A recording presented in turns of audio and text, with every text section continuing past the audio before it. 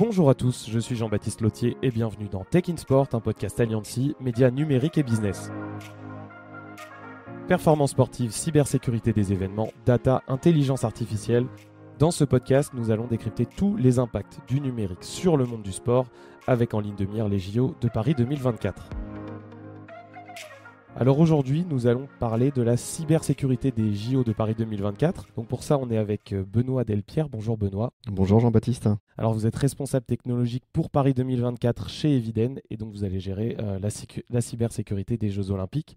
Alors c'est un événement d'ampleur mondiale. On sait que vous allez être attaqué. Oui, globalement, on ne va pas se voiler la face. Les Jeux Olympiques, c'est, comme vous l'avez dit, un événement majeur, un événement mondial qui un peu cristallise tout le paysage cybersécurité mondial. D'un point de vue cyber, c'est l'événement majeur sportif. Et donc là, on est au site de Pulse, qui est donc le siège du comité d'organisation. Et c'est là que Eviden travaille pour les JO. Oui, c'est ici que je suis tous les jours pour accompagner les équipes de Paris 2024, qui est le nom du COJOP, Comité d'organisation des Jeux Olympiques et Paralympiques. Effectivement, au quotidien, mon quotidien est à Pulse. Alors, quel est le périmètre d'Eviden pendant les Jeux Olympiques ? Oui, alors ça, c'est une question intéressante. Nous, Eviden, on est là pour protéger Paris 2024. Alors, ça veut dire quoi, protéger Paris 2024 ? Ça veut dire que toutes les épreuves sportives doivent se dérouler dans de bonnes conditions. Le rôle de Paris 2024, c'est justement que ces épreuves se déroulent. Donc nous, tout ce qui participe en termes d'éléments numériques, d'éléments technologiques pour cette organisation d'épreuves et c'est le déroulement des épreuves, nous devons les protéger. Donc nous accompagnons Paris 2024 pour ça. Ils ont des équipes eux aussi, cybersécurité, ils ont des équipes technologiques. On se rend compte que finalement les technologies accompagnent de plus en plus depuis ces dernières années, depuis les dernières Olympiades, de plus en plus les événements sportifs. Donc ça appelle évidemment plus de cybersécurité. Donc pour ça, vous travaillez avec les autres partenaires, notamment Orange, sur la supervision du réseau. C'est eux qui gèrent le réseau Internet. Il y a des partenaires technologiques.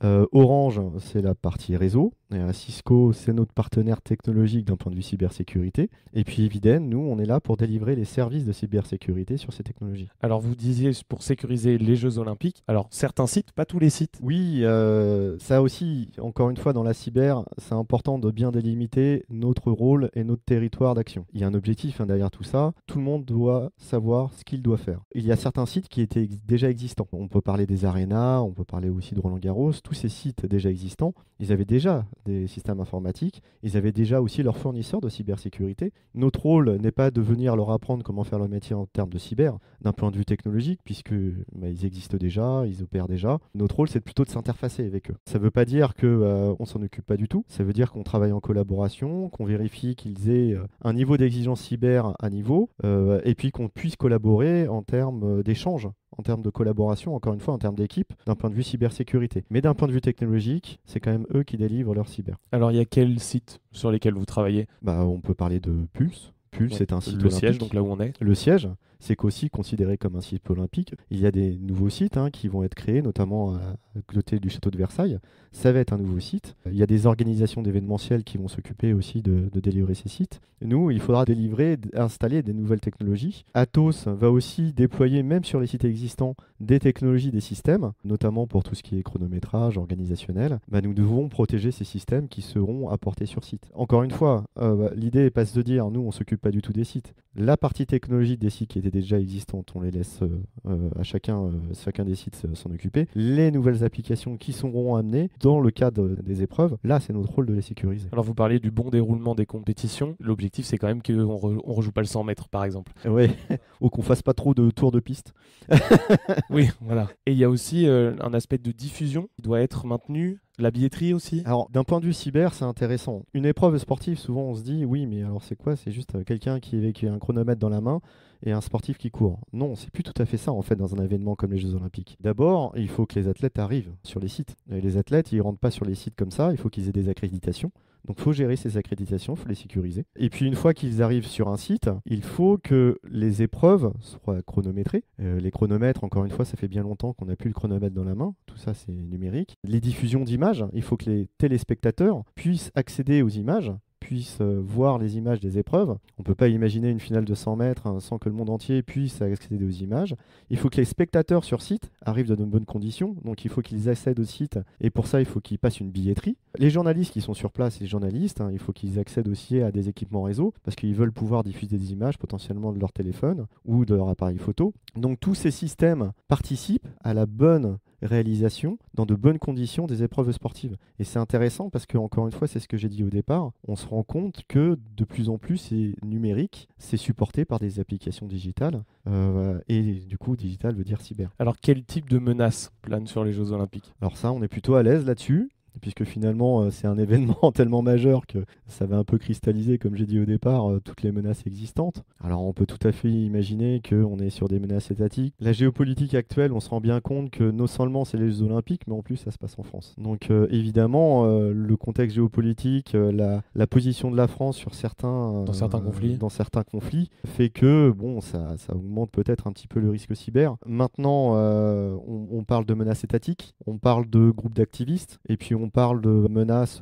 plus opportunistes, et puis aussi des menaces criminelles. Ce qu'on voit, c'est que l'air de rien, et ça c'est pas lié qu'aux Jeux Olympiques, c'est que dans l'écosystème cybersécurité, tout ça c'est un petit peu en train de s'organiser. On voit que les activistes sont un petit peu sponsorisés maintenant par des groupes d'État, parce qu'ils se disent, quitte à avoir le même objectif, qui est d'impacter une organisation, bah autant vous aider avec des fonds. On voit que le paysage cyber est en train un petit peu de s'organiser. C'est assez étonnant d'ailleurs, hein. On pourrait voir ça comme une grande entreprise qui doit délivrer des services entre elles.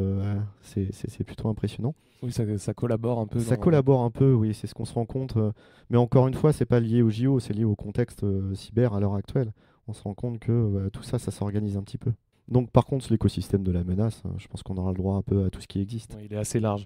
Il y a aussi une menace finalement en dehors du déroulement de la compétition qui pourrait être du phishing sur finalement l'ensemble de la société. On essaye quand même avec toutes les équipes cyber et notamment de Paris 2024 d'utiliser les Jeux Olympiques aussi pour pas faire de l'éducation mais communiquer auprès du grand public en termes de cybersécurité. Un grand événement comme les Jeux Olympiques, c'est du pain béni pour tout ce qui est campagne de phishing. Utiliser des logos Paris 2024 pour dire vous avez gagné, c'est formidable, on a gagné des places pour une finale de 100 mètres, ça arrive tous les jours. Mais pour ça, j'ai besoin que vous cliquiez sur ce lien et que vous me donniez vos informations pour pouvoir recevoir vos tickets et potentiellement même créer un mot de passe, puisque généralement les gens ils s'amusent à réutiliser les mêmes mots de passe. Donc si en plus on peut récupérer un mot de passe, ça nous permettra potentiellement de les tester sur le compte de messagerie qui nous a envoyé l'email. Donc tout ça, c'est des campagnes de phishing.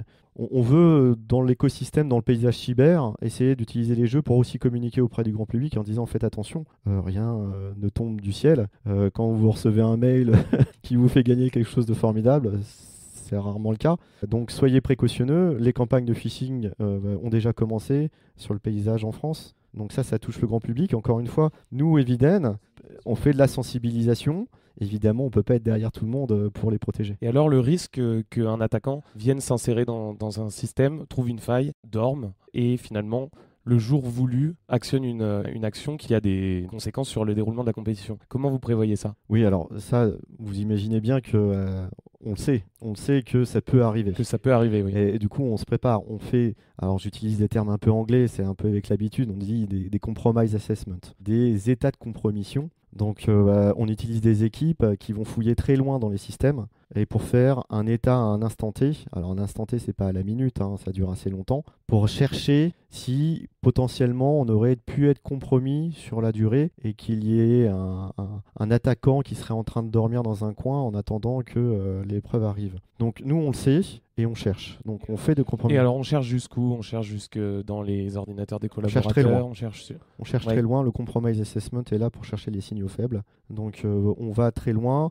et on donne le temps aux équipes de le faire. L'idée n'est pas de le faire rapidement, mais on cherche la qualité, on cherche le détail. Donc on fouille. C'est un peu ça. Il faut imaginer un grand système, quand même plusieurs technologies. Chaque système a des bonnes pratiques. on va vérifier que toutes les bonnes pratiques soient bien inscrites. Et puis de manière pragmatique, on sait qu'il y a des comptes qui sont créés. Il faut qu'on rattache ce compte-là à telle personne. Et puis on vérifie les activités. Tout ça, c'est de faire partie des compromise assessment. C'est une activité qui existe depuis longtemps dans la cyber. Encore une fois, ça, c'est des choses dans le paysage cybersécurité qui sont majoritairement utilisées. Un attaquant ne peut pas arriver par magie. Il est forcément passé quelque part. Oui, alors ça, c'est quelque chose, c'est une illusion que beaucoup de gens se font parce qu'on travaille dans la cybersécurité et on croit toujours qu'un attaquant qui est au fond de ce garage ou qu'il veut vraiment tout d'un coup est parachuté dans le système et en 2 minutes, ils arrivent à rentrer. Non, ça ne se passe pas comme ça dans la vraie vie. C'est plus complexe que ça. On a déjà des systèmes opérationnels quand même.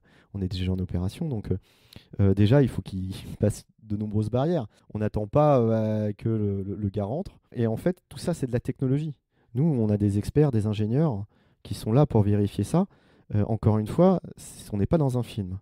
Donc tout ça, ça appelle à des étapes. Dans la cybersécurité, les techniques, les tactiques et les procédures utilisées par les attaquants, nous aussi, on les connaît. On a notre propre veille cyber et on sait comment ça se réalise. Donc finalement, on baigne tellement dans la cybersécurité qu'on sort un petit peu de ce domaine un peu film en disant ouais, les gars, il va dormir dans un coin et puis il va attendre. Ça marche pas comme ça, ouais. C'est très technique. C'est de la technologie. Et alors, qu'est-ce que vous mettez en place? Alors, on a plusieurs solutions. Le cœur du réacteur est, oui, une solution Eviden d'un point de vue détection. J'ai dit tout à l'heure aussi qu'on s'appuyait sur des partenaires technologiques de Paris 2024, que sont Orange et Cisco. Donc, eux, ils délivrent des technologies, ils nous amènent des technologies, et nous, on les opère. Ça veut dire qu'on les opère d'un point de vue service. D'un point de vue service, c'est d'abord, il faut les intégrer, il faut les déployer. Ensuite, il faut les mettre en opération. Donc là, nous sommes en opération. Et puis derrière, on amène tout ce qui est fonctionnalité cyber, notre savoir-faire en termes de cybersécurité. Il y a des analystes de différents niveaux,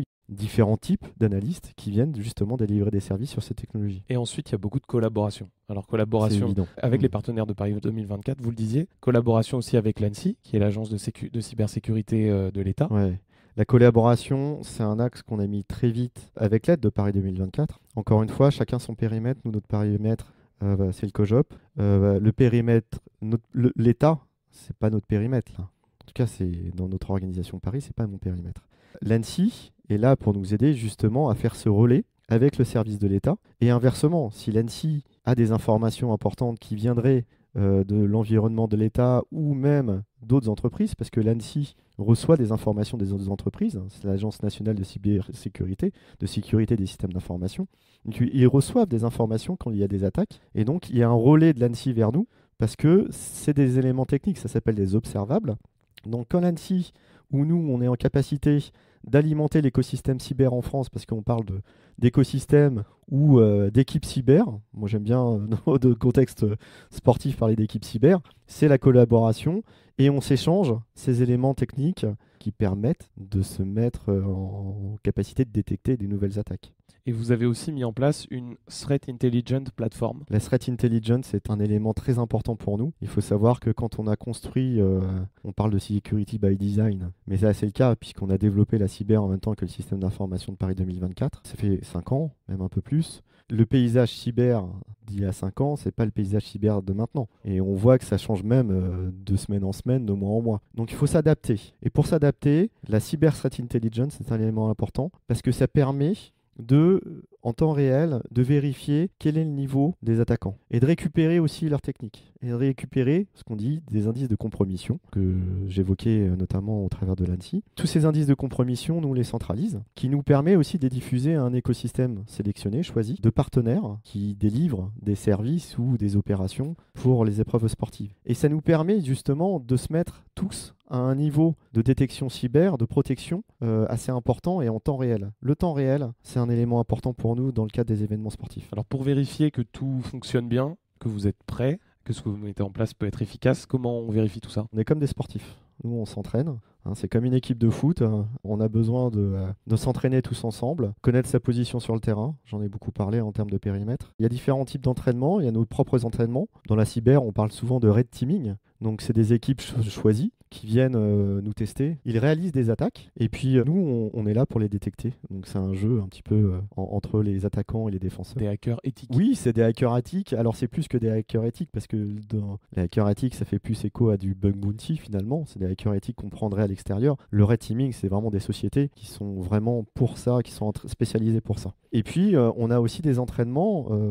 On voit côté Paris 2024, il y a des épreuves sportives d'entraînement qui ont eu lieu l'été dernier. Nous, on pense à la voile, il y a eu le VTT. La voile, la VTT, il y a eu le triathlon aussi notamment. Et puis il y a des épreuves qui sont faites que pour les technologies. Des technical rehearsal, c'est un terme anglais parce que même si le français est la langue olympique, l'écosystème est très international. Et là, on n'entraîne que les technologies. Et on joue des scénarios. Alors, c'est pas nous qui les avons définis, évidemment. On les découvre en temps réel. Et pendant une semaine, on est en situation physique. Donc, on est tous à nos postes, derrière nos postes. Et puis, il y a des scénarios qui arrivent. Et nous, on réagit à ces scénarios-là. Donc, c'est une forme d'entraînement aussi. On avait également parlé de ces différents tests avec ces scénarios avec Christophe Thivet d'Atos. Quand on évoquait le transfert des résultats des sites de compétition jusqu'à tous les acteurs, cette mission que Atos a. Donc, je vous invite à aller écouter ce podcast qui est également en ligne. Alors du coup, dans cette préparation, où vous en êtes ? Eh bien, écoutez, on est en opération. Je ne vais pas dire depuis combien de temps, mais on est en opération. J'ai dit tout à l'heure, on intègre des solutions. Ça, c'est pour nous, c'est fini. Ça, c'est terminé. C'est terminé. On est en opération. Les équipes sont dans nos centres opérationnels.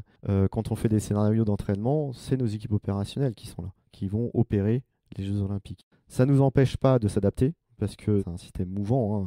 Tout évolue. Le paysage, encore une fois, de la menace évolue. Donc, on s'adapte. Mais pour autant, on est en opération, on considère qu'on est prêt. Qu'est-ce que ça change de travailler sur la sécurisation d'un événement comme ça, plutôt que de la sécurisation d'une entreprise, par exemple, au long cours ? Ça, c'est un élément important dans la cyber.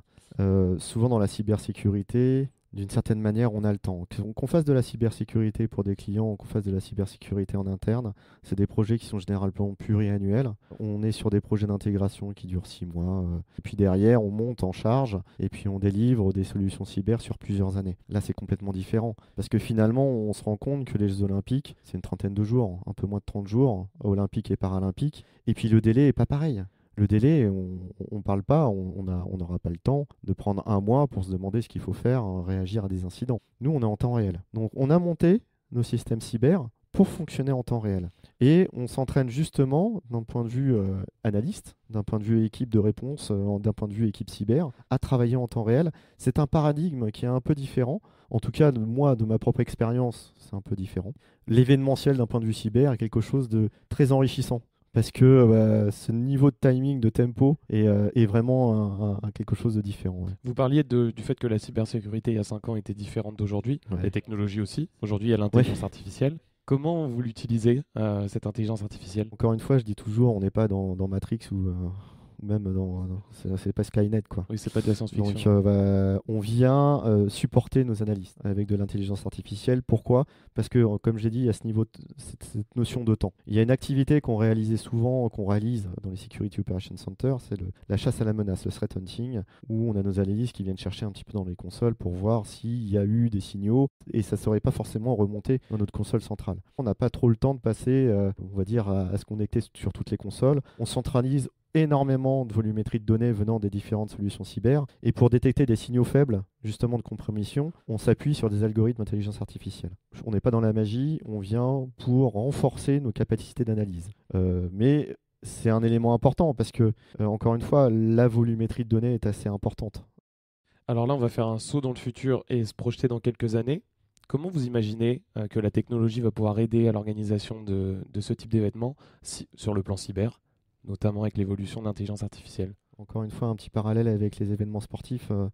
On va dire c'est un peu comme les sportifs qui se dopent et ceux qui veulent détecter les sportifs qui se dopent. On voit que les protocoles s'améliorent pour détecter ce dopage et puis finalement les sportifs améliorent leur façon de se doper.